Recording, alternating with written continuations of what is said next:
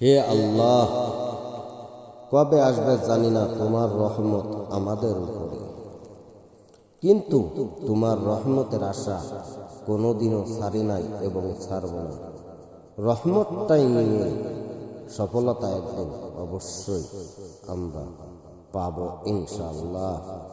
তবে আল্লাহর রহমত যারাই নিষ্কার হবে, যারাই পাবে না, যারাই চাইবে না, নিজের দুনিয়ার উপর ভরসা যেই ব্যক্তি করবে সেই ব্যক্তিই হবে ধ্বংস।